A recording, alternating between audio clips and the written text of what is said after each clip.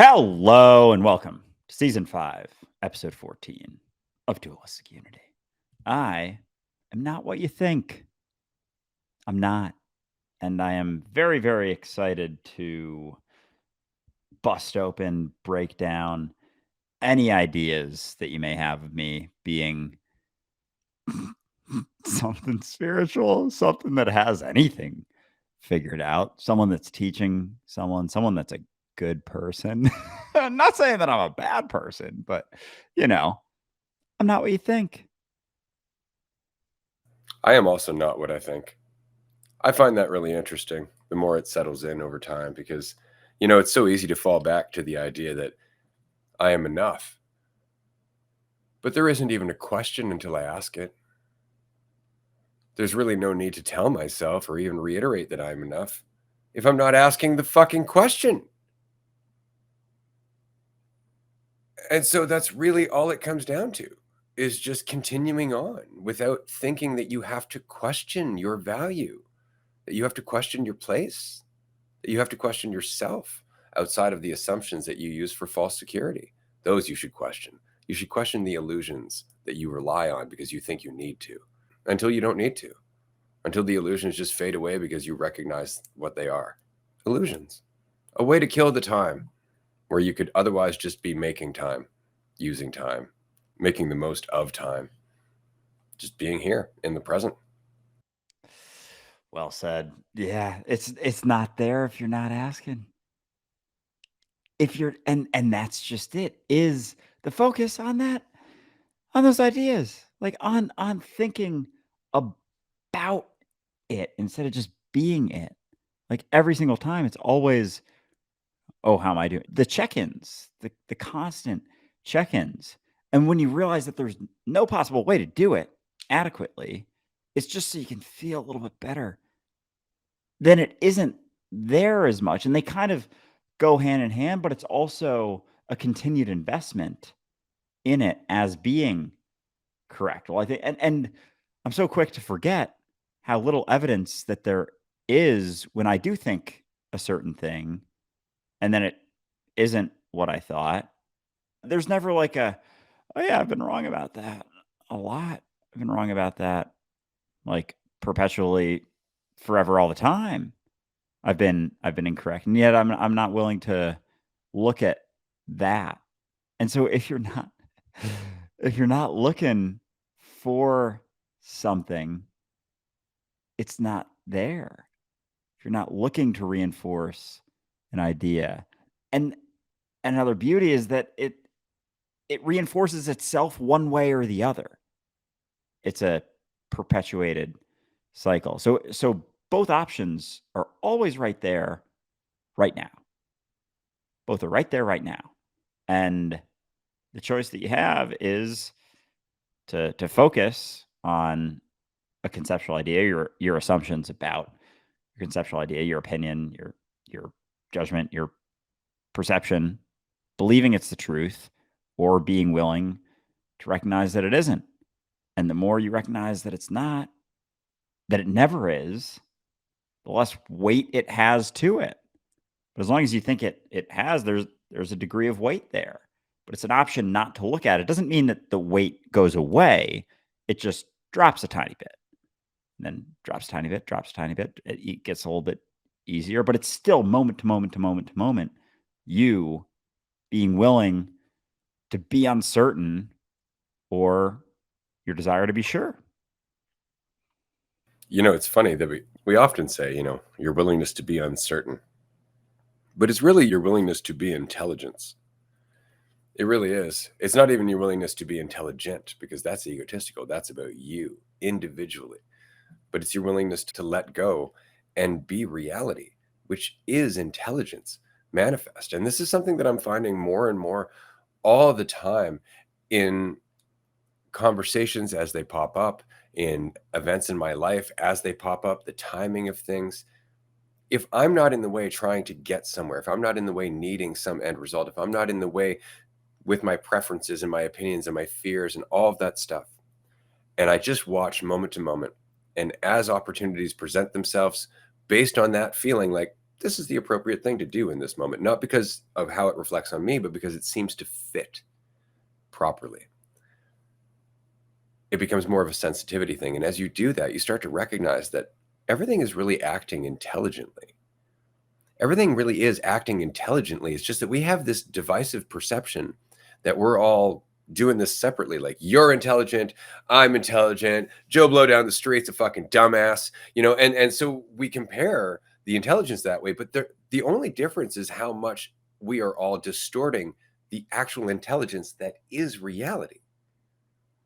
Reality is intelligence manifest constantly. When we talk about evolution or how things just miraculously turn into life after given enough fucking time, that's because things are intelligent. And given the right environment, that intelligence finds a way to continue to grow and adapt and expand. Life is intelligence. We make the mistake of thinking that, because life isn't walking around going, look at all of these concepts that you must know, because life is intelligent enough not to use concepts. Life is intelligence, whereas concepts is more of a degraded form of intelligence. It's kind of like that old joke where the owner's looking at his dog and he says, if you were smarter, you'd be able to talk. And the dog's thinking, if you were smarter, I wouldn't have to.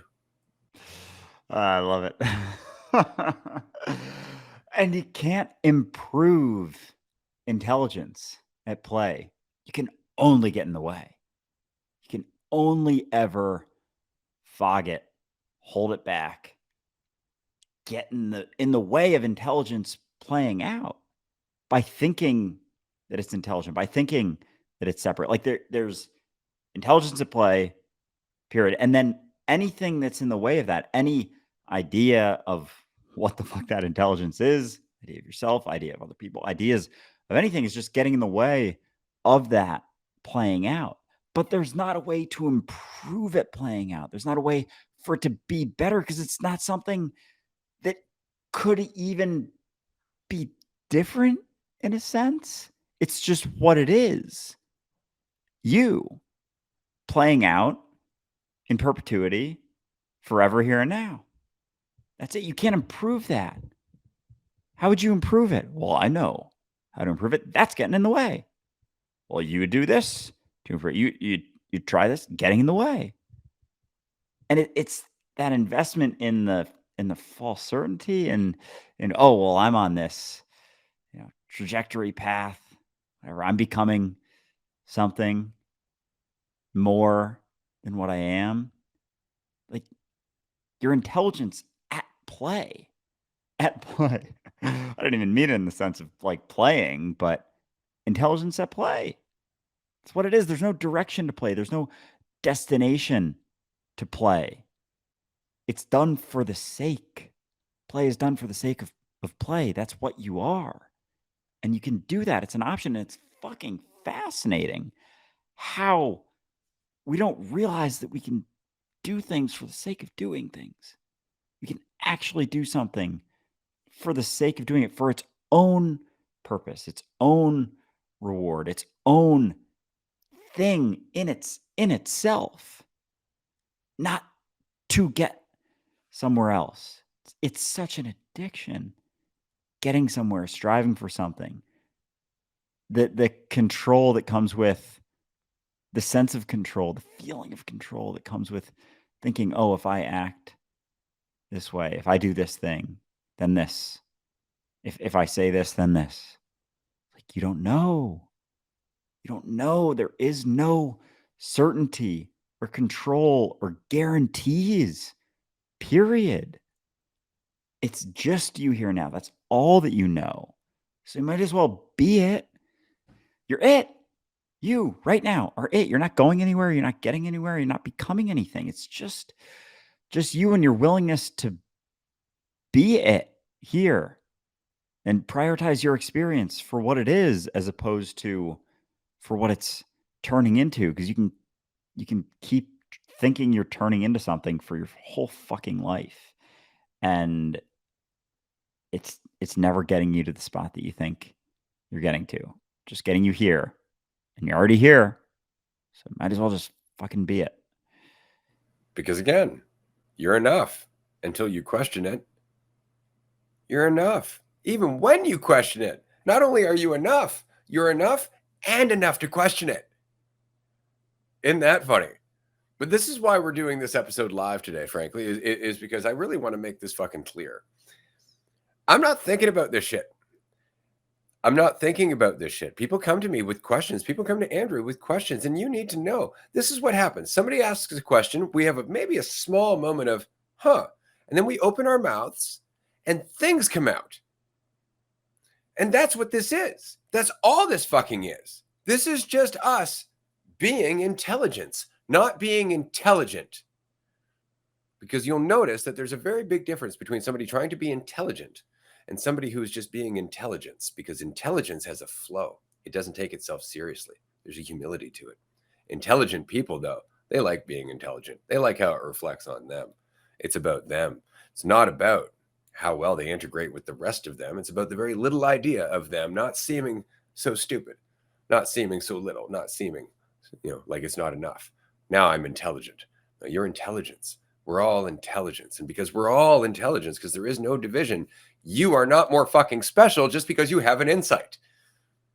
You are not a high consciousness individual just because you're starting to figure this shit out.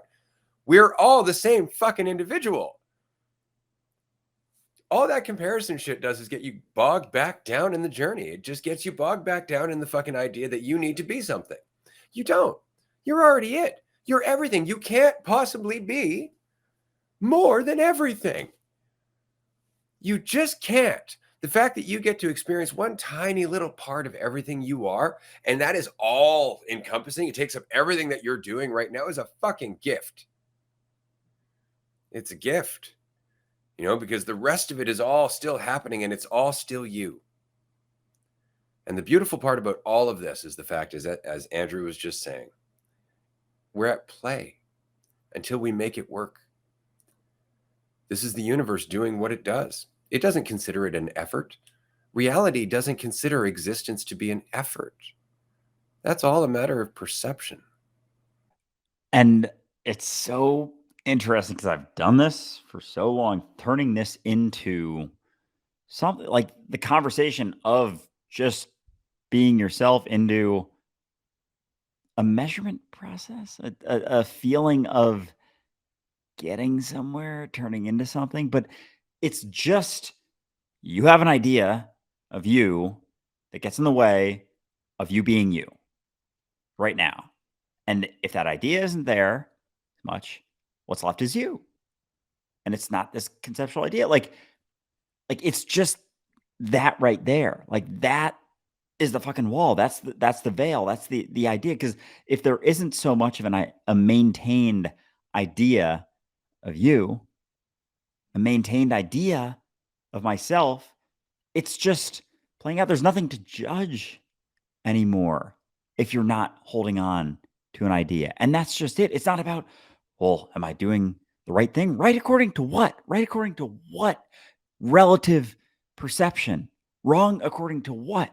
Relative perception. There's no control in that. There's no certainty in that, but it's just playing out. And it doesn't get you to a place that allows you to feel better about things.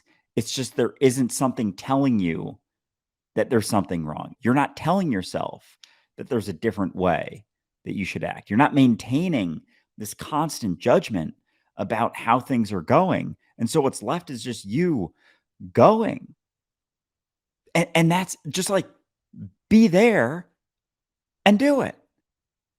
It's like, well, am I doing it correctly? There's no correct. There is no correct. Even when you do start getting caught up in some judgment or something, like just recognize you don't have to do that. That's it. It's not necessary. It's not benefiting you. It's not getting you anywhere. It's not going anywhere. I think you said earlier today in one of our calls, maybe on Patreon, that there's this idea that judging yourself eventually gets you to a point where you're not judging yourself. It's like that doesn't make any fucking sense. But I've kind of thought that. I've kind of thought that. Oh, I just have to. I judge myself, then I'll learn, and then I'll learn to what? To stop Judge. judging yourself so goddamn much. Like that's it. But at the same time, you're judging everyone else. by default, you're going to judge yourself. You're taking that perspective as truth, taking any perspective that you have of anything as truth. Take your perspective that comes up about yourself. It's gonna come up. It's gonna pop up, but it doesn't. You don't have to take it as truth. You can recognize that it's not until you're just being it. You're just doing it, and until you take a second, and be like, yeah, but how am I doing? Oh yeah, I don't. I don't have to. I don't have to know that. I don't have to do that. Like how you're doing is just what you're doing. There's no how well it's going. You can make up some judgment, some relative judgment for how it's doing relative to your assumption about something else, but it's just an assumption relative to another assumption. That's all it ever is. You just be the you that you are. The spot that you're trying to get to is that you're judging yourself for getting to or not getting to is a lack of judgment. So you can just stop judging yourself right now because you don't know. That means you have to let go of the idea of comfort, of there being a right way to live, and that is often the case, right? Like when we're judging ourselves in the ambition of getting to somewhere where we're going to be okay now, where everything's going to be perfect, where we don't have anything to worry about, where we're comfortable, we have control, we all this, because that's ultimately the driving ambition behind the carrot and stick mentality, is to get to a point where there's no more carrot and fucking stick, right? Or it's all carrot and no stick. You ever heard of Seneca? I have. Interesting part about Seneca was that he was very rich. He was a very wealthy person, and he would go out of his way to make his life more difficult. He would take whole periods of time where he would just disavow all of his shit and go sleep on the ground. And it was to experience the things that all of the other people around him were afraid of. So that way he could recognize it wasn't worth fearing. That was the whole point. They lived in fear of poverty, of losing everything. And he's just like, yeah, I did that last Tuesday. Wasn't that bad? What are you so worried about? It's because you're defining yourself, because you're holding on to your shit. And it was because of that ultimately Seneca ended up avoiding an attempt to assassinate him. He had pissed off Caesar at the time. And so Caesar wanted to have Seneca poisoned. But Seneca ate nothing but berries and drank water. And so he wasn't able to get it into his food because he was too simple of a person. Oh, that's pretty fucking incredible. I'm gonna look into Seneca because there's this illusion that comfort and freedom go together. Like that there's a point where you do enough shit, buy enough shit, have enough shit that you become free. Like that's not it at all.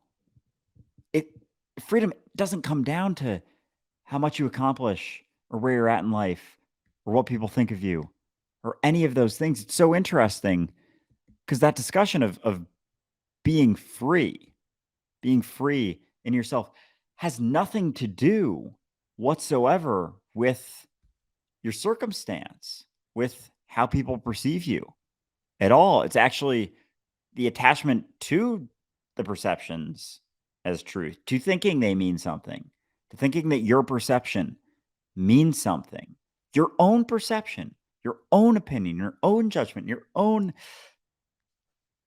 thoughts about things taken as truth that is the wall between you and freedom. Like you are the wall. Your idea of you is the prison that's built by your opinions. Oh, I don't like this. I don't know what's going on. A lot of things are changing. That means it's bad. No, it doesn't. It does not. But there's almost this, and especially with the whole, oh, gotta know yourself. You gotta know it's the most important thing you can ever do. Know yourself. It's like, what the fuck does that mean? Like, you gotta settle upon an idea and then hold on to that forever, resisting the change that you are, the change that you're always embodying, despite your opinion, despite your perception, despite your judgment. It's like shit's going to keep changing. Buckle up. But also, you don't have to because you are the change happening. Like you're seamlessly interconnected to the change. You are the change happening. There's no you that's buckling up to anything even. And and it like, the perception of division, it causes me to think that there is some me that exists separate from everything. But if I'm not thinking about myself, if I'm not holding on to some opinion, like, there isn't necessarily. It's just things are happening. Like, until you pause and you're like, how is this going? How am I doing? It's like you're being that intelligence. You're it until you stop to wonder how it's going, to think about how you're doing. That's just it. How's it going? How am I doing? What's happening? Let me figure that out quick. As opposed to just being it. It's like you were doing it until you fucking stopped and questioned it and wondered, am I doing it? How am I doing? Let me make a bunch of fucking assumptions and then I'll be able to keep going. Going where? To the next point that you stop judging yourself? Yeah, that's the point. Eventually, I'll get there. I just got to judge myself to get there. Yeah, that's the short circuit. That's really what it is. We had one of the community sent me. Well, actually, he tagged both of us, I believe, on Instagram. It was this picture, and it was Buddha sitting up on his raised little platform and saying, "Be here now." And the people around him are like, "Well, how far is that? How do we get there? How am I going? Where am I going? How long will it take?" And he's just like, "Just be here now." And the whole point is that all of those things are just the avoidance of the ultimate realization, which is not really an ultimate realization at all. Like, it's not. If anything, it's a cessation of you trying to need a realization. It's just sitting in what you are. And it's just that we spend so much of our time trying to be something that seems like it's fucking groundbreaking. And yet, if you go and hang out with a 4-year-old, you don't even have to have the conversation. They're too busy doing it. It's just that we forgot. We got caught up in the world of being an adult. And I find that shit just hilarious because that is by far the biggest con. The fact that all of a sudden you've changed from a child to an adult. There's no line there. There's no line there. Sure, arbitrarily, it's like, well, you're this big, and therefore alcohol will have less of an impact on your brain, so you can drink. And that's really it. Like, when it comes down to like the line for being an adult, it's where we can basically say that, if you do shit to yourself at this point, it's your fault. It's on you. That's more or less it. But that isn't enough. Like, to say now you're an adult at this age is different than actually having somebody who's self-aware and responsible, who's going to recognize that what they do from moment to moment to moment is on them. Because that is adulthood. Adulthood isn't different from being a child at all. It's the same lesson. And yet we seem to divide them. Like, oh, well, being a child was this. No, being a child is fucking hard. Being a child is fucking hard. It's ridiculously hard because you don't know shit. You don't understand shit. Everybody around you is telling you what to do. And you're just awash of all of these experiences trying to work that shit out. Find some patterns in a place that you've never seen patterns. You don't even know what a fucking pattern is when you start. Right. And so being a child is really, really hard. We look at our lives now. We're like, oh, being an adult is really hard. Yeah, because you make it hard. You make it far fucking harder than it needs to be. Think about it. All the biggest problems you had as a child, not knowing how to read, not knowing how to write, not knowing how to do math, not knowing how to speak, not being able to be big enough to get something off the top fucking shelf, not being able to strong enough to go downtown by yourself, not like all of those things are practically addressed by the fact that you've grown up. You can now go and do all those things. Where does the hard shit come from in your life? It comes from you judging your progress every step of the fucking way. At what point did that become the name of the game? Oh, right, school. Yeah, and that one, it really drives that home. It's so interesting how that desire for, yeah, over and over and over and over. Let's beat this fucking judgment, judge your progress. How are you doing? How are you doing? How are you doing? Weekly pop quiz, weekly test here, test there. Like, the fact that that is a constant, it's like, oh, it's really fucked up. It's like really, really fucked up because, like, as an adult, there's like work and jobs and stuff, but like the way that school is structured is like its own thing. It's Oh, it's like prison. I was watching Shawshank Redemption recently with my daughter, And first time she's ever watched it, great movie for sure. But every single time she's ever seen a scene in a movie about a prison, she always goes, "That's what my friends are going through in school." It always ties together. The cafeteria line, having to ask to go to the bathroom, things like that. That's all prison. That's the only place that we really experience that. Because if you go get a job and you keep going to your boss, like, "Can I go use the bathroom?" They will tell you it's right there. Like, you can figure that shit out. But if you have to go to the bathroom in class, you have to ask. You have to ask. How fucked up is that? Who the fuck is this person at the front of the school or at the front of the class teaching you a single subject for an hour a day, but telling you to control your bladder because they don't want you to inconvenience them?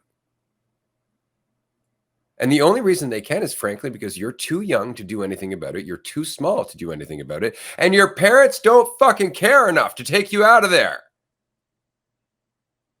So you are their bitch. And they fucking know it.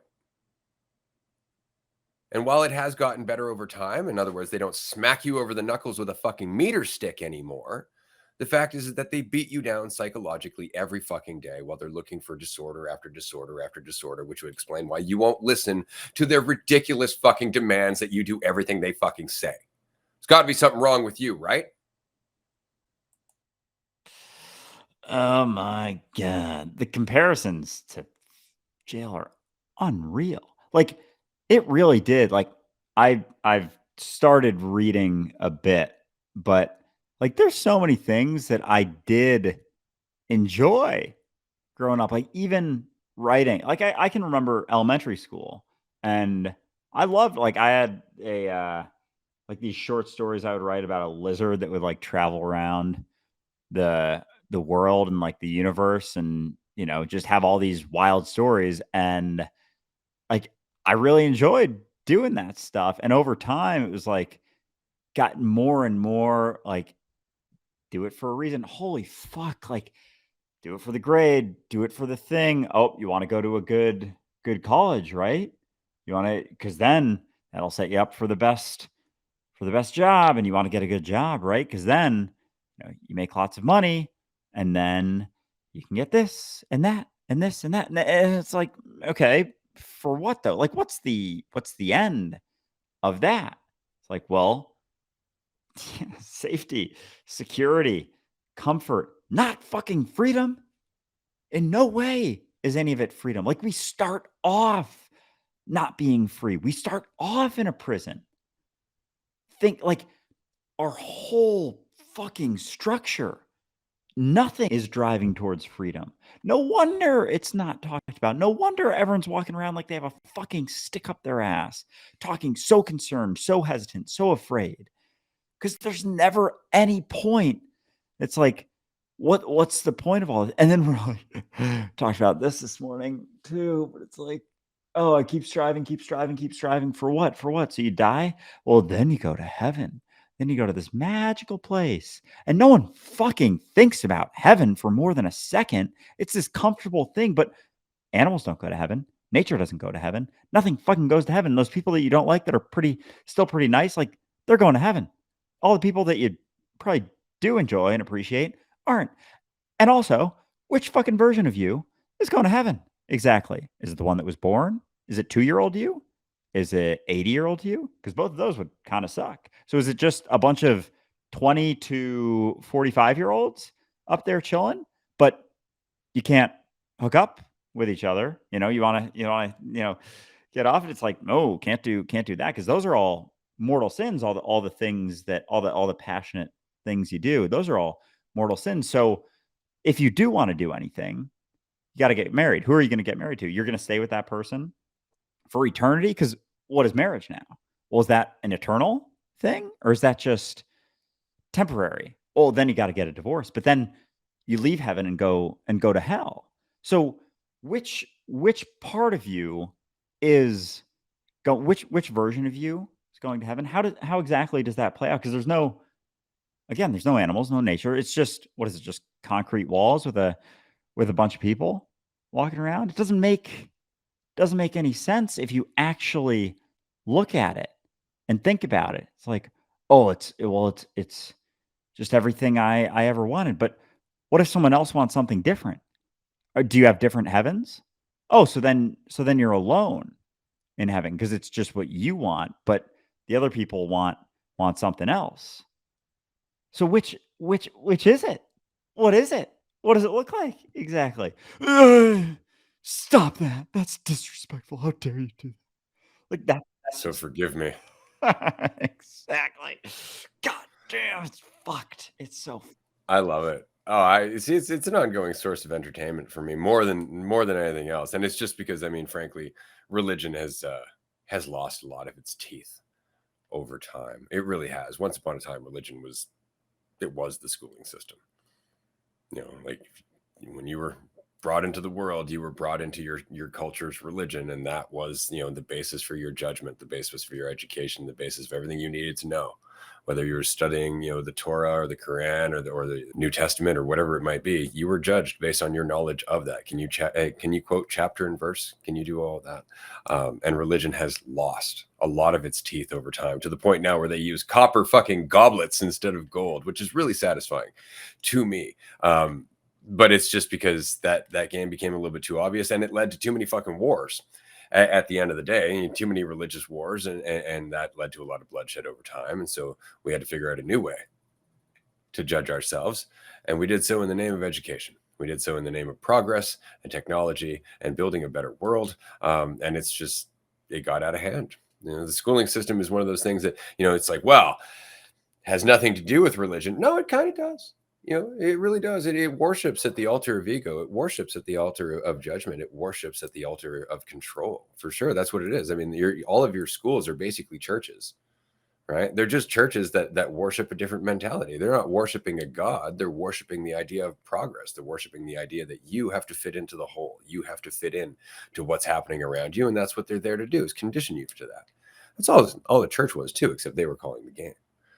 Right. So I find it really interesting. There's this great book by Terry Pratchett called Small Gods, and it's one of the standalone books in his Discworld series. But what's really interesting about it is they make the case in this that the gods in this world only exist through belief. The more people believe in them, the stronger they become, the more of a force that they become. And so you can see right there that that's kind of symbolism, because the more people believe in something, the more that those people have a sway over the all of reality. This is why we had so many religious wars and whatnot. But what the point of the story was is that as gods lose their followers, they become weaker.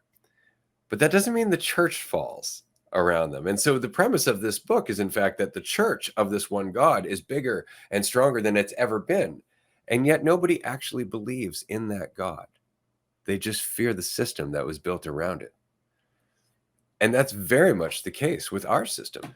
Very few of us actually believe in the schooling system. We're just afraid to question it. We're just afraid of the consequence of not following along. We're afraid of the consequence of being left behind by society. We're afraid. And so we follow out of fear largely. And our parents instilled that shit into us. Well, you gotta go through socialization. I went through that. That's how I got my job. You gotta get in there too. I mean, what's gonna happen in your life? I've heard it all, homeschooling my daughter along the way. It's just, and again, it's just the fact that we're afraid to stand on our own. We're afraid to make our own way. We're afraid. And so they offer us a pill, and they say, take this and it'll lead to happiness and control and everything that you could think that you might possibly want. You'll be valuable. You'll be loved. You'll be respected. You'll fit in with the group. And what's funny is that anybody who's gotten out of high school and struggled to make it in the working world, or even figure out whether or not they can be happy just moment to moment to moment, knows that it's a complete crock of shit. such a massive fucking complete crock of shit. Holy fuck. Like I obviously went through school, did pretty well, like went to a college that people say is a good school. I like nothing. I didn't learn anything. Like I straight up don't know if I learned anything. Some of the math stuff, because I actually enjoyed that growing up. Like kept in mind, whatever. Some of it, not all. Like the calculus shit, don't remember that at all. Like it's so fucked. Because like even the classes that I don't remember anything from, I got good grades in them. I did well in them. I was I was like I did all the things. I did all the things. And yet looking back, it's like, okay, so what was what exactly was it for? Oh, was it just what was it for? Just to keep kids busy while the people who already went through it now are working and making money and you know, now at this point giving, 20 to 30% of it back to the system. Well, think about it. After 12 years of learning to do what you're told, you get really good at doing what you're told.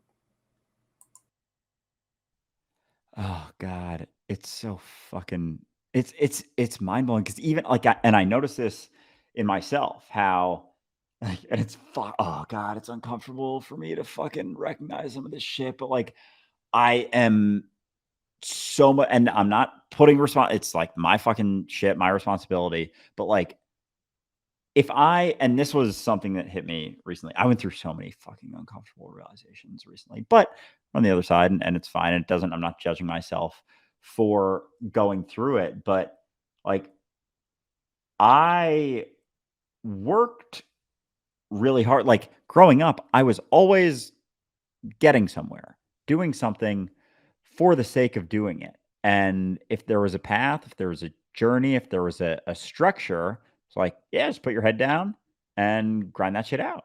And I would.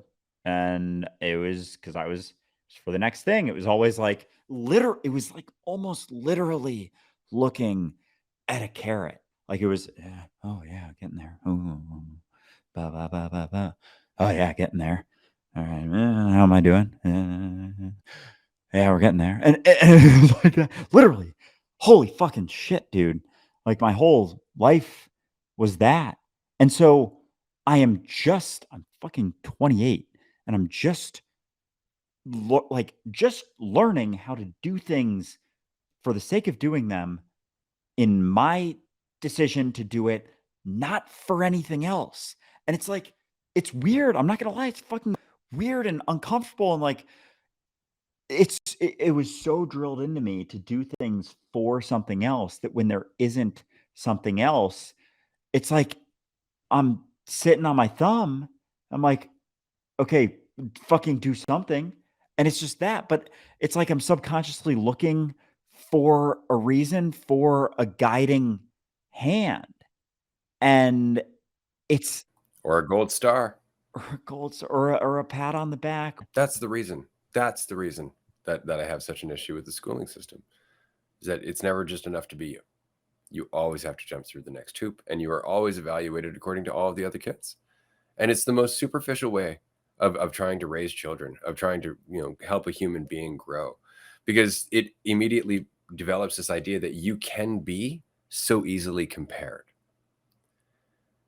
And so you start to believe that you can. All of a sudden, some kid gets a higher mark on math. You actually think to yourself, well, they're better than me. And you feel like you are less because of it. That kid could be 6 months older than you.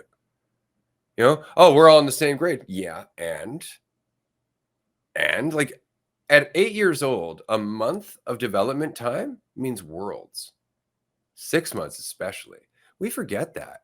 We really do. It's like, oh, I was the youngest person in my grade. Do you have any idea how much that set you back compared to everyone else who was fucking like 8, 10 months older than you, had 8 to 10 months more development time? Like it might not seem like much now that you're in your 20s or your 30s or your 40s. But think about that, okay? Every year of your life as you grew up was 12 months that you had never existed before. By the time you're 8 or 9 years old, you've experienced 100 months ish. Every one of those are sizable in terms of how much you develop. Every single day of your childhood is huge. And yet we gather kids together. We're like, oh, they're all in grade 5. They're all at the same level. Let's test them all in the same fucking way. It is the dumbest shit. So dumb. I'm curious because I'm a May birthday. You're July. Were you old or young for your grade? I was young. Yeah, me too. Yeah, I'm curious if you look at that and which side of self judgment versus feeling good. Because like I was young too, and how much despite doing well, like I got good grades pretty much my whole life up until it was the shift kinda happened in middle school. I've talked about it before. I went 5th grade to ninth grade to a hardcore Catholic school, and it was ninth grade when it turned into high school that it was hell. It was fucking hell. Like, I straight up told my mom because it was, and I think I've told this story before, but, my sister who was 2 grades younger than me, so there was a school different school. It was a Catholic school, but it wasn't like this. Like, it was like fucking I'm not gonna say any comparisons because it would offend someone, but yeah, it was fucked. It was really fucked, like hardcore Catholic conservative. And my sister visited another school. She was in 7th grade. That school started in 7th grade, went through 12th. And she got home and she was like, "Oh, it was awesome." She was just raving about it. Like, "Oh, it's nothing like Providence Academy," which is where we were going at the time. And I'm like listening or I had just come down from like 4 hours of homework, and I was like, meanwhile, I'm fucking 14 at the time, just getting after being in school for 7 hours, getting done with my 4th hour of homework, where and I would sometimes just sit there, just feeling so much weight of, like, so much shit from, like, 8 different classes, work in every class, homework in every class, and I was like and this was always the thing I wondered, I was like, do my teachers know that I'm in other classes? Like, are they aware that there's 7 others? Or do they think that I'm just going to theirs? Do they know that this is a 7-hour day? Or do they think their class is the only class? I would always and I haven't even remembered that since, but I come down, I'm like, sort of sheepishly like, "Mom, can I visit? Can I visit that school?" She was like, "Oh, well, yeah, I think so." She's like, you don't like Providence?" I was like, "It's hell. It's hell." And she'll tell that story and we laugh about it now, but it's like, holy shit, it's insane. And I don't remember where I started that point with, but it's fucked how much it Yeah, gets and what's drilled worse, it home. has the justification of being in your best interest. That's the worst part about it. And you ask about your teachers whether they know or not. Frankly, they're just doing what they're told. They just want a paycheck. They're just doing what their job is. They're not thinking about you. As much as a lot of teachers start in the industry, in the same way a lot of politicians start out, with hope to change the system. After enough time, paying your bills, getting shit on by your boss when they're having a bad fucking day, dealing with kids, especially kids who are imprisoned. And after a while, you start to, well, they don't appreciate me. And no, of course they don't, Warden. Of course they don't. And you may not want to look at it that way, but that's exactly how the kids see it. And we forget that because we grew up and we dialed that shit out. As soon as we got out of high school, we started justifying it like, oh, we all go through that. Pass the beer. And we fucking get into the drinking hardcore. Why? To deal with the goddamn trauma. To deal with all the anxiety, all the self-judgment, all the fucking comparison, all the shit that we've just learned for 12 fucking years or more. And then we just bury it. We bury it and we do our best to just get by in the fucking world after realizing that the world doesn't work anything like we were just taught. Nobody gives a fuck if you were a fucking, the king of the fucking soccer team in high school anymore. Once you're out of high school, nobody gives a fuck. Nobody cares. Play your little ball. Nobody gives a shit. I've got bills to pay. Right? And it changes fucking everything. And so we bury everything that we went through. We focus on what we're doing. We try and find some semblance of happiness, not even recognizing how much we've still been conditioned to jump through hoops to try and get somewhere where we will be more, where we will be happy, where we can graduate from being fucking human. And that's really all it is. And so then we get old enough, we tune it out long enough, and then we put our kids in it.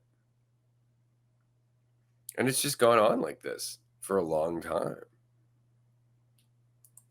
And we wonder why kids are depressed and committing suicide. And it's like, what the fuck are you looking at? Oh, it's got to be TV. It's the music. Oh, it's social media. It's so oh, it's a terrible. Oh, it's the devil. It's like they just went through 12 to 16 years straight of constantly being measured, being judged, being compared, because there isn't even a line. It's just in relativity. it's just you relative to everyone else. We had a comment here. It's the weed. Devil's lettuce. Oh, it's ruining people's lives. But isn't it funny that we vilify everything these kids reach for just for some cessation of the stress? Like no matter what it is, oh, they're on social media too much. Oh, they're watching too much TV. Oh, they're it's like, yeah, well, no shit. The rest of the fucking time you have them working like they're a 40-year-old dude. Like you have them working full-time fucking jobs. No shit they want to play. No shit they want to tune out. No shit they want to break. And no, oh, that's why they're not getting to work. Fuck you and your work. You're not even happy. You're telling these kids they got to do what you do?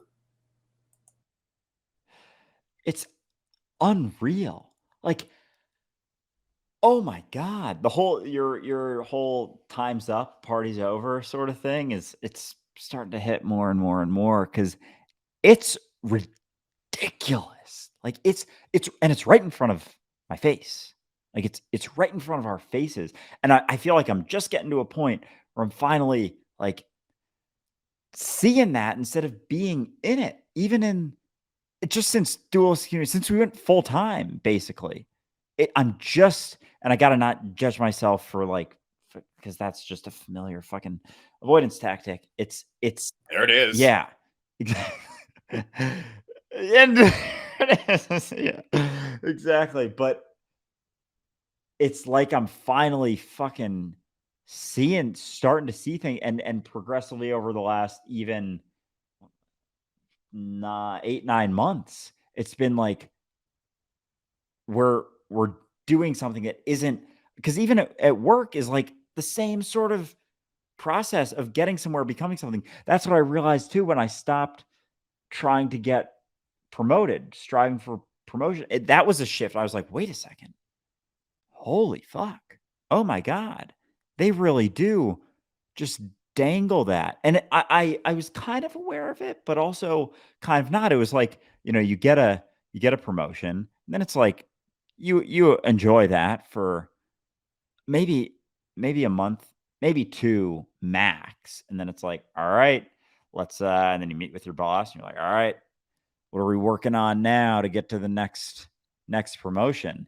And when because we were doing this, doing the podcast, doing social media, and I was like, oh wait, I'm actually good with where I'm at. Like I was making a very, very good salary. I was like, wait a sec. And I took a second and I was like, wait a second. All right. So I'm kind of doing two things right now. I actually enjoy one of the things. I'm making more than enough money where I'm able to save actually a decent amount with my paycheck on top of my responsibilities. Why would I try and put more time into that takes away from the thing I actually enjoy and appreciate? And like my luckily the boss that I had that was like my fifth boss at that company was like a really good dude, really enjoyed like just solid guy. And so when I talked to him about that, I was open and honest and he was fully aware of my social media stuff and but like I still, did my job well and so there was nothing that they could say that I wasn't doing it and he was like, "Oh yeah, yeah, that's okay." When I talked to him about like, "Yeah, I'm not really like I'm actually just I would just say like I'm actually just happy with where I'm at in my life, the things that I'm doing, the things that are going on. Like I'm not really pushing necessarily for that. And I was lucky because I know there were bosses in the past that would have wondered about that, or there would have been. It may not have been like a direct thing, but there would have been like an extra couple eyes on me. Like, well, let's make sure he's definitely doing everything he's supposed to be doing because he's not chasing that carrot we got 3 feet in front of him anymore. Let's make sure he's getting still doing the same work. And I would have friends who were like, "Oh, what did I'm not gonna say his name, but like, what did your boss think of that? Like, what did like is he okay with that?" Like, and they act like those are legitimate questions that I got. And I was like, "Holy fuck." And that right there, it was I don't know, a year and a half ago or so, like, that was a shift, like, holy fuck. They keep that hang that over your head to keep you going. without that, it's because so it's clearly not even if you enjoy a job and people do, there's still that striving. It's like if you weren't doing the things that you're doing, if you weren't getting the things out of it that you were getting seemingly, like, would you still like it as much? So it's almost like I was in that fucking mentality for so long. It's been almost jarring, like, getting knocked around kinda like, "Okay, well, oh, it's just doing it for me. It's me making the choice for myself, doing the things that I wanna do because I wanna do it. Because like, I love everything that I'm doing right now, but there's still been, like, this lingering, like, lack of responsibility in a sense of doing it for me, just for me, for the sake it's like, if there's this undertone of this is work, there's still this, like, aversion to it, despite if I had all the money in the world, I'd still be doing the same exact thing that I'm doing. But there's still, like, this and I'm just fucking realizing it, like, in the last this was, like, a couple days ago. It's like, "Holy fuck, there's still that," but I can just do it for me. I don't have to have a reason necessarily. I can just do it for the sake I don't have to think about it as a certain thing, categorize it, label it. Just fucking shut the fuck up and do it. Yeah. And it's a shame that it takes us this long to get to a point where we can actually just stop, reassess, and look at life from our own perspective. I've mentioned this to you before, but the day my life changed was the day I realized I was living relative to everybody else. I was living according to everybody else's world, and that included the schooling system, the system as a whole, all of it. I was living according to what I thought everybody else thought was the way to live. At no point did I just fucking wipe the chalkboard clean and decide to start from scratch myself with what I thought, with what was important to me, because I hadn't been taught to do that. None of us have. We've always been taught to fit in with what everybody else thinks is the important thing to do. And this is the worst part about parents is a lot of times parents just raise you to validate what they've decided to invest in, right? They just want you to be another little mini version of them so that you can show how right they are in the choices that they make. And the fact is that each generation changes so much from the one before that shit just stagnates us. Like my kid is going to have insights and ideas and shit that I've never had. She's already having insights and ideas and shit that I've never had. And why is that? Frankly, because less people are taking up her fucking attention with their bullshit. That's really it. Less people are telling her to think this, and more people are like, "Hey, what do you think?" And so she's having a chance to express herself and explore whatever it is she wants to think. But we weren't really given that chance. And the system is terrified of a population of people who are not doing what they're told. Like that's really what it is. It throws everything into disarray. You got to remember, like the odds against the system are fucking stacked. Like they never want us to look at that. They really rely on our conditioning. They rely on the fact that we do what we're told. We chase the carrot. We run from the perceived stick, right? And as such, we are very easy to keep in line. Just make sure you got a Black Friday sale from time to time, and we're good to go. But the fact is that there are so few cops. There are so few government officials. There are so few people who are actually quote unquote in control that if you had a population of people who are just like, that's enough of your shit, it would all fall apart. There aren't enough jails to keep all the people who would say that's enough. And the system knows that. The system knows they can't beat us by numbers. They have to beat us by making us willing to submit. It's gotta be.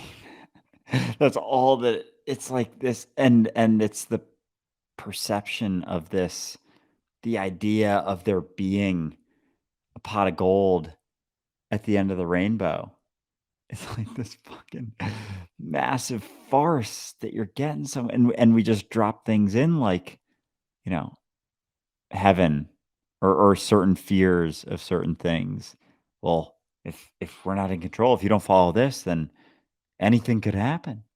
Like, yeah, that's exciting from a certain perspective, but the the realization and your daughter is very lucky have that because even the thought of like the question, well, what do you think? Like, I don't know if I was asked that until I got my first job. And even then, I was like, can you tell me where I should start? like, where, like, oh my God, school. It's like, this is the way we're just learning things. It's a one-way street. School is a one-way fucking street. Even when you get the opportunity to express something, it's a one-way street in the sense that you're going to get graded and judged. And so, you better follow the guidelines. You better fall in between. You better color in between the lines. Yeah, you can pick which color as long as it's between the lines. Like, even when there is the opportunity to choose a little bit, it's like, we'll give you a little bit of space to wiggle around here for a second. Give you a little wiggle. It's like, can I wiggle a little more? No, bitch. You're stuck there. There are these confines and you have to live within them because you wiggle too much. We can't control you anymore. And if you wiggle too much, both theoretically or literally physically, we will give you medication. If you start wiggling too much, you're getting drugged. So you stop wiggling so goddamn much. And like that's the process. But holy fuck, school is a one-way street. You learn things. You go to history class to learn about history. You go to math class to learn math. There's never okay, but what about thinking about like where did the math stuff come from? The people we're learning about, where did they learn to do all the things? Nah, it's not. That's actually a memory for me. I just wanted to mention that very quickly that I remember very clearly in, I think it was a grade 9 math. My math teacher at the time was a substitute gym teacher. And so they didn't have a math teacher at the time. So they took this gym teacher who was fresh out of school, had never taught math a day in his fucking life. And they basically put him in charge of the class for the entire semester. And he was as insecure got. And so he was just more or less like, just follow along in the books, just read this chapter. And I remember one day I was just like, hold up. I have a question. We keep using pi. Where the fuck pi come from? Easy enough question. Right? Like, I just want to understand. We keep using this number. I'm down. I have no problem with the number and the little sign and the whole thing. Cool. No worries. Why is it there? He got so pissed off. I got kicked out of that class. It's because he didn't know. He didn't know. And he could not admit he did not know. All he could do was reconcile the fact that I wasn't being a good student because I wasn't doing what I was told. Holy shit. And even that, I don't know. It's now, I would argue, my favorite quote ever by Anonymous. Just 3 little words. I was straight up told. I don't have specific memories, but I know I was told a number of times because I remember the feeling, the fear of not knowing, the fear of not knowing an answer, of not knowing what to say, not knowing how to act.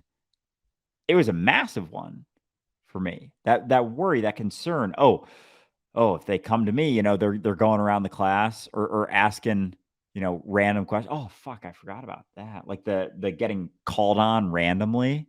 Holy shit. It's like you were always stressed. They fucking taught you stress. They built that shit into your experience. It's a chemical imbalance in your brain. Oh god damn, dude. Oh my god. Like that's so fucked. Go like We don't want to question it. We don't want to question it. We don't want to question the system that everything is fucking built on. We don't want to question the conditioning machine that is our schooling system. And so we make excuses all the time. And in doing so, we empower the pharmaceutical industry every step of the fucking way. that's so it's really like don't let that shit weigh you down, but it gets dark. Like it's like a part of me is like, ooh, this is interesting how fucked up reality is, how fucked up the system is, how fucked up this mechanism of control, how far we've gone into control, like into the investment in control, despite it not getting us anywhere. And oh god, the heaven thing's been killing me recently. But it's like because no one comes back and tells you, nah, it's a bunch of bullshit. And so it's like you can't not prove it. You can't prove it doesn't exist. It's like that is a fucking terrible argument. All these people, a billion people believe it. Another terrible argument. It's not a good argument. Do you get that? It's not even an argument. It's just pointing to a bunch of people who are afraid and desiring for there to be investing in something that requires them to believe in a payoff. And so they must believe it because of the way that they're living their life. To validate the way they're living their life, they have to believe that. Because if it wasn't there, they'd get fucking rocked. They would get fucking rocked if they were to really take a good look at that. And so even my little rant, which I'll probably turn into a video at some point about the reality of heaven. Would you really want to go to heaven? Have you ever taken 5 minutes to think about what heaven would be like based on the things that they tell you? That all of those things. Like heaven would fucking suck ass. Heaven would be a terrible fucking experience if it was exactly what they say that it is. But it's just this conveniently comfortable idea. It's like the cessation of all of my pain and suffering. It's like, well, can you maybe try and work on that now? It's like, no, because it's all these people's fault and it's all this thing and it's all this stuff and it's not my responsibility to deal with this because it's all these people it's their fault. It's they're triggering me. They're doing this. It's their thing. It's like that has just gone on for so long that now it's become this norm that we're not willing to question and feels too big to question. Like the school system just feels too big to question. It's like, have you ever wondered if maybe that's not the best way for kids to grow up? Have you ever wondered that? Like, well, then what would they do? Everyone else is at work. What would they do? They'd have to be supervised by someone. It's like, yeah, it's a great question. What would they do? You keep living their life like we're not willing to find out because it's so fucking caught in that. But you can feel the shifts, the questioning, the willingness to let go of a little bit. It's like we're getting to a point that we're starting to realize, oh, maybe this payoff to this digging deeper and deeper and deeper into more and more false certainty and control isn't getting us to the place. And it's like we're starting to scratch our heads a little bit. And yeah, so that part's exciting. And you got you. So that's always important to remember. See, that's it though, is that we have committed to technology and we've committed to the idea of progress so much over the last 100 years, 150 years, thinking that it would deliver us to the promised land of peace and happiness and ongoing comfortability. And it just doesn't deliver. What it has done is create a population of irresponsible people who are anxious as fuck and don't know what the hell life is all about. It's created an entire idea that we always have to be doing something and we can never just be what we are. So fulfillment and happiness and peace just isn't a part of our priority. And as such, it's not a part of our system. But as we start to recognize that that shit doesn't work, as it becomes overwhelmingly fucking obvious that this shit doesn't work, and we know this by the rise of mental health problems right now, we know this. Eventually, our priorities as adults start to change. Why do you think my daughter's homeschooled? My daughter is homeschooled because my priorities have changed. Because I've recognized that that mentality that raised me will never get me to where they promised it would go. Ever. And so my priorities have changed. And as such, the things I teach my daughter have changed. I've taught her to be herself. I remember very clearly meeting a parent who's like, what do you want your daughter to do when she gets older? I'm like, be happy. I don't fucking care. Like, I really don't care what she does. I don't care if she wants to be a plumber. I don't care whatever she wants to do. Cool. As long as she's enjoying it and feeling challenged and she's doing it for her own fucking reasons, that sounds like the ideal situation to me, because it's not about just getting more. It's not about just having more. It's not about achieving more and being perceived by others, because that shit wears thin real quick. It's like whoever designed this idea never made it past like 25, 30 years old. Like, this is how we're going to live. And they died. And everybody's just like, okay, we'll do that. But it's like, no, had that motherfucker lived another 20 years, they'd be like, I was so wrong. That's the whole point, is that we have this short-sighted view of what reality is about. And it really was created by some asshole who I'm certain was benefiting off of other fucking people not thinking about it. We have a question here. And I wanted to address this because it's a goodish question. We have separate individuations of consciousness and physical bodies. The idea of universal consciousness suggests that we are all from a divine source. How to strike a balance and be at peace with it all. Okay, so this is why I want to address this question, because while it's very interesting and it sounds relatively close to what the truth is, it's so wrong. We have separate individuations of consciousness and physical bodies. No, you don't, as a matter of fact. What you have is the perception of separation. What you have is the ongoing belief in separation, and the perception that you are divided is exacerbated by your commitment to your self-image. See, the more you are holding on to your idea of you, the more you perceive that you are separate from everything else, body and mind included. It's not actually the case. You can't be. You can't be separate. You can perceive yourself to be separate, but you're still being influenced by everything else. See, the whole thing is you're just fooling yourself. And you can do that. You are that limitless. You can fool that particular point of awareness. You can fool that eyeball into closing its eye. That's it. Doesn't mean that you're separate from the rest of the body just because you've closed the eye, right? But that's it. It's not that you're separate. You don't have a separate individuation of consciousness. You just perceive it that way because you're selfish and self-absorbed. You just perceive it that way because you want to look at yourself. And that act of looking at yourself separates you from everything else perceptually, and only perceptually. That's all it is. So it's not that you have a different individuation of consciousness. You have your own version of your ego. And so it's not about coming connected closer to source. It's just when you don't have so much of a conceptual idea, you're not taking your opinions and judgments and perceptions as truth. It's just what's left. Like, that's it. It's just what's left. Just what's left. It's not, you don't get somewhere to get it. You don't become something to understand it. You're just it right now. You got a lot of bullshit in the way. A lot of ideas, beliefs that you're holding on to, thinking that they're correct and true. And that's just it. It's an investment in your thoughts as truth, that false certainty that comes with it. It's not this whole big, grand, like metaphysical sort of deal. It's just right here, right now. You're holding on to a perception of yourself, a set of assumptions, and kind of amplifying that onto believing that everyone else thinks that as well.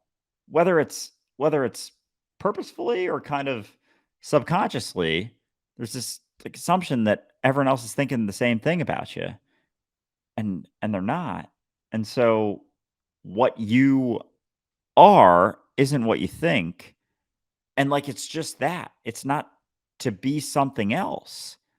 It's just that you're not the assumptions that you have about yourself aren't true, and what's left is reality. What's left is what is, and that's kind of it. And there's yeah. That's it. But we have a follow-up. Okay, so whether or not it's a form of reality or a perception, there really is a difference. We still operate within this thought form. Well, you still experience reality through the perception of division. Without it, you would have no experience. This is true, but that doesn't mean that that experience is the truth. It doesn't mean that perception is reality. And I think it's important just to keep that in mind, that you can invest in perception as much as you want to, but it'll never be reality. You said yourself that you have a daughter. I do. That implies separation too, doesn't it? No, I also have a spleen. That doesn't imply that it's separate from me. So how do we balance? We don't think about it. That's really it. Is the less you're thinking about yourself, the more in the moment you are, the more you are actually reality acting. And that's where insight lies. It's not about trying to understand unity consciousness. It's certainly not about trying to strike a balance between believing in divine consciousness and being yourself. It's about getting rid of the gap between the two, because those are just conceptual. The reality is what you are right now, which means you can use concepts all you want. But if you believe you are those concepts, that's a whole other hell. And so, yeah, even the idea, like, it's all of the ideas, like, it's not the idea. Your idea of the thing is not the thing. Like, that's it, your idea of you isn't you. And so it's not about this conceptual balance or finding a equilibrium or perfecting it. It's like it's already in balance. It's already in equilibrium. You're already what you're striving to be. You're already whole and complete. The you that you are right now, there's not a separate you that you're becoming. There's not a you that you get to because you recognize these things. Like, okay, I'm whole and complete as I am, which will make me better than I am right now, and it'll help me be more relaxed. And once I recognize that the me that I am right now is whole and complete, I will be more insightful. I will have more insights at pay. People will like me more than they do right now because I recognize that I'm whole and complete as I am, and so therefore I'll become something else. There was no other thing they become. It's the you that you are right now with all of the perceived faults that aren't really there so much when you stop wondering about all of the faults. When you stop thinking that you have faults, when you stop thinking there's something wrong with you, it's hard to come up with something that's wrong with you. All the things that you think are wrong with you aren't there when you're not thinking about them, when you're not thinking that there's something wrong with you. And, we got a couple more follow-ups that it looks like Ray's reading. We do. Yeah, Specifically, but your spleen is within your physical body. Your daughter is separate from your physical body. No, she's not. No, she's not. None of us are separate at all. That separation does not exist. Energy changes form. There is difference in how energy is expressed, but there is no separation in how energy is expressed. Again, this just comes down to the fact that you are really committed to your idea of yourself. That's really all this is, right? That idea requires you to see people as separate, but they're not. They're not separate.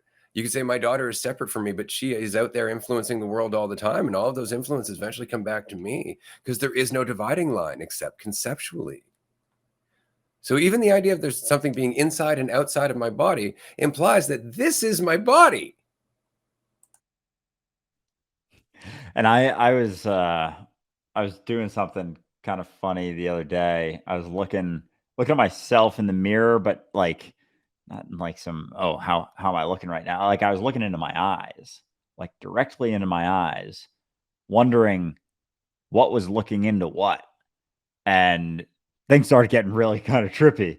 It's like, what's looking into what right now? And I was staring, and even right now, because I can see my thing on the screen. Like, what is looking into what exactly? Like, where is the? It's like that's just it. There isn't. And does it change when you look in my eyes? No. Yeah, that's the whole point. You know, a friend of mine once said that reality is God looking at itself. I thought that was great because that's all we're doing. That's why we can empathize with one another is because we can see ourselves within that person. Exactly. And it's as you said, like it's not this big grand thing. It's just you have an idea of yourself that you're holding on to very tightly and you think you're correct about it. Like, as that starts to crumble, and it's even the subtlest things. Like, I'm not even saying, like, you know, understand everything all at once, all the time. It's just like question one assumption, like just one little thing. Because as one certainty tips, like it opens up, starts to open up the floodgates, like the subtlest cracks, the willingness to not be think that you're absolutely sure about something is all that it is.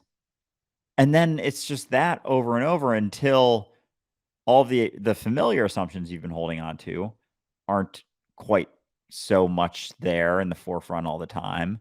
And you're more sensitive to new assumptions that you're making. So there's not new ones being added so much.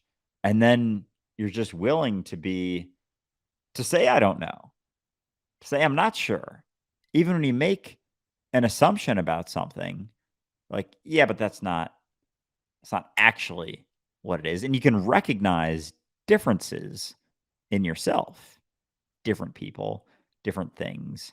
But without a solidified, absolute idea of yourself relative to it in comparison, in judgment, in this perceived divided mentality, like, there isn't so many other things. Like, the other things that you perceive are just ideas that you feel like you're sure of, that you're not actually sure of, that you're unwilling to question, that you just keep holding on to because you feel more comfortable thinking that you're correct despite not being correct. But we're addicted to the answer because we're addicted to the question. So as long as we can't stop asking the question, we must always have an answer.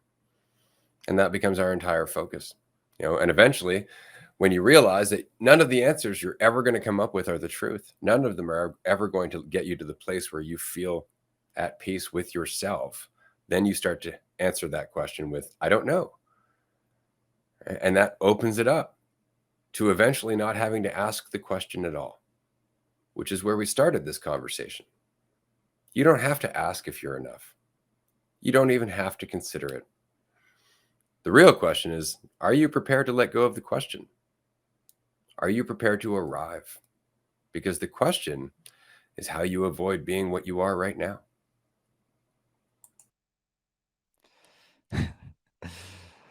Oh gosh, that goddamn question. If it's not there, like, there isn't so much that comes after it. It really is the root right there. That question, am I enough? Am I doing well? Am I doing things right? It's like, if that question isn't there, like, that addictive question, there aren't so many things telling you something one way or the other. So it's just that constant fucking nagging question. Am I doing the right thing? Am I doing the correct thing? Am I doing things well? Am I doing things poorly? Am I enough? Am I doing all right? Am I living life correctly? It's like, there is no right. There is no correct. There is no truth other than you're here now. It's like, there's no right way. Shut up and keep doing shit. There's no correct way. So you can keep stopping, checking in, take a step. Oh, did I take that step well? Take 3 steps. Did I take those 3 steps well? How are my next 3 steps going to be? How are they going to compare? How's that person's steps going? How are they doing? How am I doing relative to them? It's like, when you're not asking the questions, the judgment isn't there anymore. Like, it needs the question. It needs you to pause and wonder and contemplate how things are going for there to be even the ability to have a fucking answer. You don't have to ask. You don't have to keep asking. You're Because having the answer does nothing for you. Having the answer doesn't mean shit about you. That's the thing. We all have fuck tons of answers. None of them are the truth. none, none at all, ever. They've never been. They never have been. They never will be. They never are. Like, true. Like, you can keep asking the question, keep coming up with answers to cause you to keep asking the question, keep coming up with answers, and keep fucking running, looking over your shoulder, looking ahead, looking back over your shoulder, looking ahead. It's like, you can keep doing that, or you can And we'll give you a diploma eventually. give you some gold stars, some, oh my god, some titles: VP, managing director, CEO. Oh my god. It's like, Priest. oh god. Oh, as if that makes you something. As if that means fucking jack shit about you. And guess what? No one really gives a fuck besides people who are wondering the same thing about themselves, striving for that thing. Everyone, everyone striving for it is going to look at it and look at you in a certain way, but only because they're insecure as fucking themselves. So the only people who give a fuck about any of those titles are insecure people. That's it. That's it. Just people who want to be that. Not people who are whole in themselves. They don't give a fuck about the title, about the things, about the stuff, about all of those things. They don't care. And that sucks. That kind of sucks when someone comes around, they're like, I'm this, I have this. Look at all of these things. They're like, cool. You want to go chat? And you're like, wait a second. Why aren't you more impressed? Because they rely upon that impression and positive impression to keep going for it to make any sense at all. They need that validation because you invested so much into getting there that you need that response from others because it's not for you. You're not doing it for you.